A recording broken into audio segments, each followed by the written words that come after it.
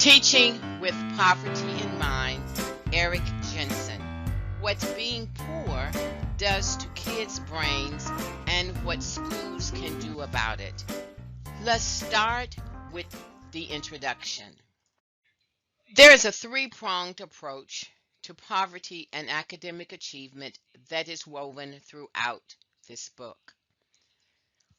First, there's the definition. What is poverty? How does it affect students? What causes change at the micro student level and macro school levels? What did those turnaround schools, which is a high poverty school but high academic success, those turnaround schools and their successes with high performance among students raised in poverty? We want to look at what did they do? What did they do to make it happen?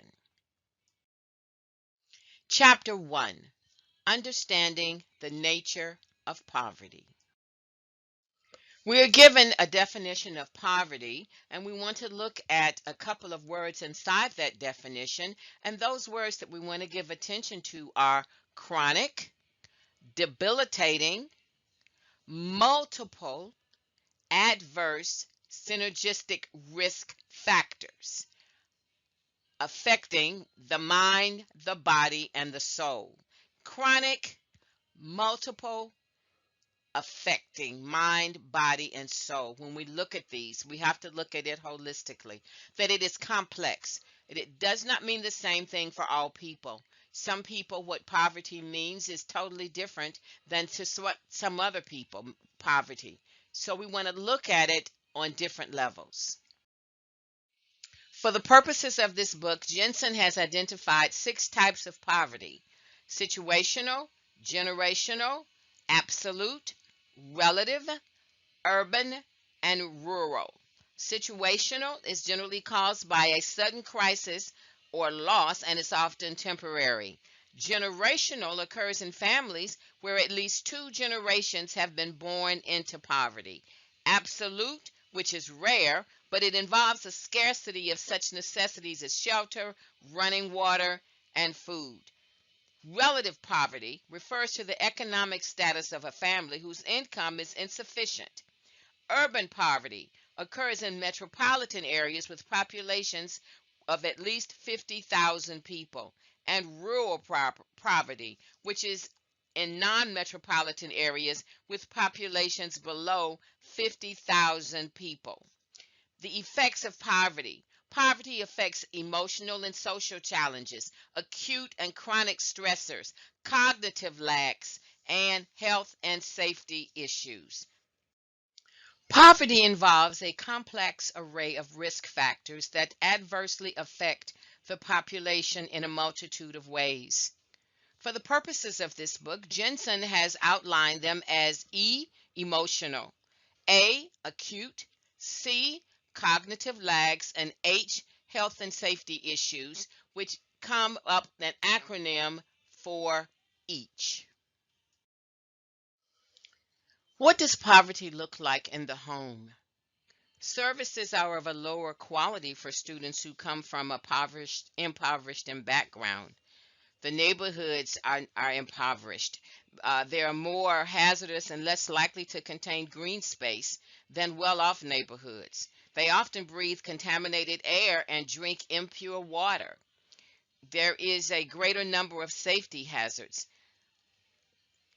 Poor children live in a chaotic, unstable neighborhood or household. They are more likely to come from single guardian homes, and their parents or caregivers tend to be less emotionally responsive.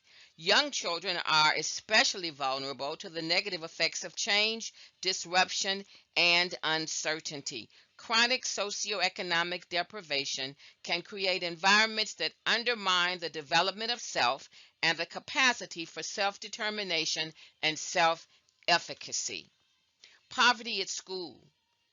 Studies of risk and resilience in children have shown that family income correlates significantly with children's academic success, especially during the preschool, kindergarten, and primary years.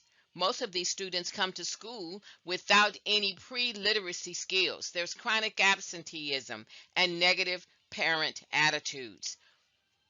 Now that we have understood the definition of poverty, poverty in different environments, and how it looks, now let's look at what can we do to take action. Number one, deepen staff understanding. It's crucial for educators to keep in mind the many factors, some of them invisible, that play a role in students' classroom actions. Debunk the myths among staff members who grew up in middle class or upper middle class households. Some teachers perceive certain behaviors typical of low SES children as acting out, when actually the behavior is a system of the effects of poverty and a condition such as chronic stress disorder. Change the school culture.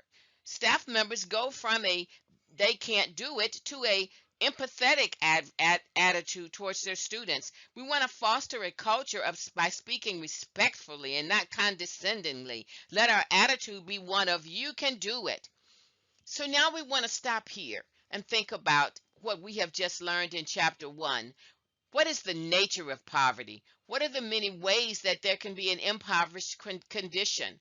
What are some things that students act out of that shows there's an impoverished? What are the socioeconomic conditions, and how can you respond as an educator to these conditions?